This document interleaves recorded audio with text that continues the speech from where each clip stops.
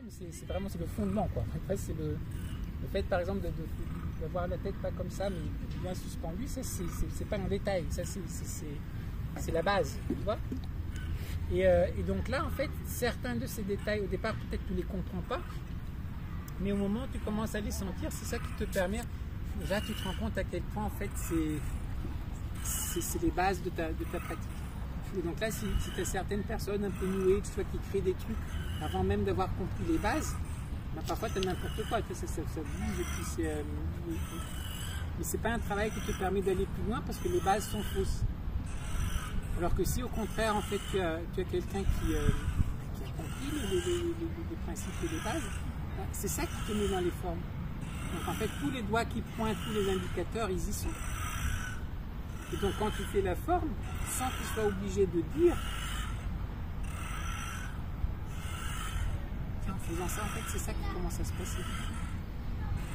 D'accord? Il avait mis en fait un signe, c'est un panneau indicateur. Mais peut-être que jusqu'à un certain moment, je ne pouvais pas le voir. Parce que déjà, j'étais en train de trop être pris la tête avec autre chose. C'est comme, en fait, tu conduis la voiture au départ, tu ne sais pas conduire, tu fais tes premières leçons de conduite. Donc, tu as parfois du mal à voir tout ce qui se passe autour. C'est pour ça que tu risques de rater ton stop ou de la même chose au départ. On est en train de penser à le mouvement, etc., l'enchaînement, etc. Donc, parfois, on n'a pas une vision plus large. Donc, on ne voit pas les panneaux indicateurs. C'est un panneau indicateur qui peut être énorme. Pas comme je vous ai dit, là, le début de la forme, pof, bah, on fait le cercle, Pourquoi on le fait? Qu'est-ce que ça nous indique? On ne le voit même pas parce qu'on est que en train de penser, il faut que je déplace le pied, il faut que je fasse ça. On n'est même pas encore en train de ressentir ce qui se passe. Mais après, au moment où en fait, petit à petit, ces choses-là commencent à être intégrées, que je dois moins réfléchir à comment... quelle est la chorégraphie, quel est le mouvement qui vient, où doit être à peu près le bras, etc. Je commence à goûter. Et là, en goûtant, bah, tout d'un coup, je me rends compte, ah ouais, puis je fais faux, par exemple, et puis, ah oui, maintenant, là, c'est contracté, ça ne circule pas, on commence à sentir. Ah, c'est pour ça qu'ils disaient les oranges, le dos de tortue. Donc, petit à petit, ces indications qui vous étaient données au départ, soit verbalement, ou juste parce que le prof, en fait, fait d'une certaine manière et que vous regardez comment il fait, bah, vous n'en voyez pas, en fait, la profondeur. Et là, tout d'un coup, on commence à explorer un peu dans cette voie-là. Et puis après, vous trouvez autre chose. Pour moi, une des choses, par exemple, qui m'a... Vraiment, ça m'a fait un choc quand j'ai pris conscience, c'est quand j'étais à Bhutan. Maître Zong aussi, souvent, il me disait son quoi, relâcher le quoi. Ça faisait des années que je travaillais, donc moi, j'avais vraiment l'impression que j'avais relâché mon quoi. Alors on entend, et puis tu penses que tu as compris, et puis tu penses que il exagère un peu, pourquoi il dit toujours le son de quoi, enfin, je suis bien en train de relâcher mon quoi. Et je me rappelle un certain moment, il y a quelques années, on fait une forme, et puis on fait la grue blanche ouvre ses ailes. Et là tout d'un coup, au lieu de la faire comme ça, ça lâche. Mais à nouveau, quand je dis ça lâche, au départ, ce qui est important, vous devez tenir la tête. Vous devez tenir le coccyx. Hein, si vous avez la colonne vertébrale qui n'est pas attachée là, c'est comme une corde sur une guitare ou quelque chose comme ça, ou sur une harpe. Il faut bien qu'elle soit attachée des deux côtés. Donc si ce n'est pas attaché en haut, ça s'effondre. Donc tout ce qui tient ma structure, c'est ici. Mais si ce n'est pas attaché en bas, je ne peux pas jouer non plus. Donc en fait, c'est pour ça qu'on vous dit, il y a un peu la rétroversion du bassin, et il y a un peu le coccyx, il est un peu tenu. Et en haut, c'est tenu aussi.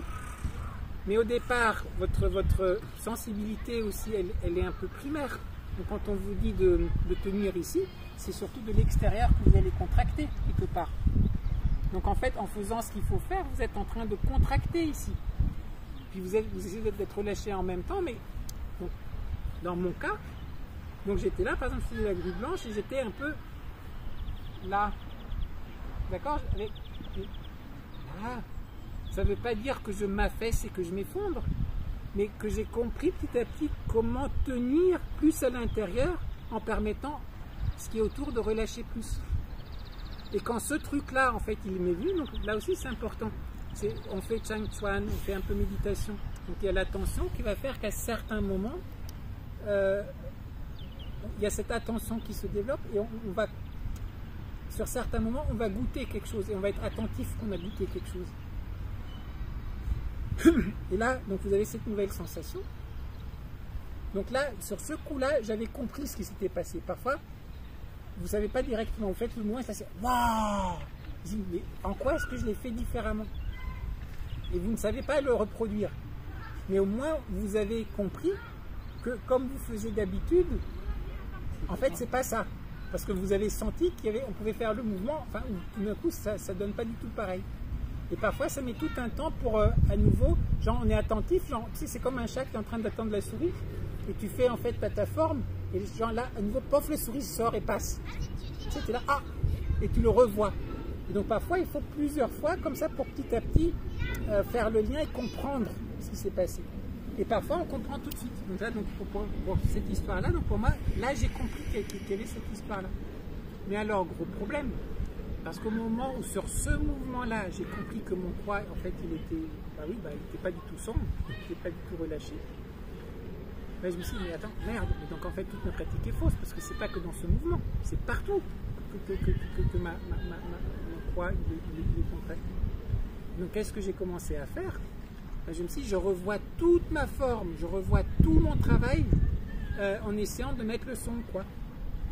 Et donc, quand vous regardez, parce que l'après-midi, on va faire là, les cinq animaux avec la tortue, la vidéo que j'avais faite en 2011, en fait, pour pas oublier, ben, vous voyez, quand je fais par exemple la tortue, je suis là et je le fais, vous voyez, je suis là, et je le fais un peu, tu sais, genre, il faut stretch.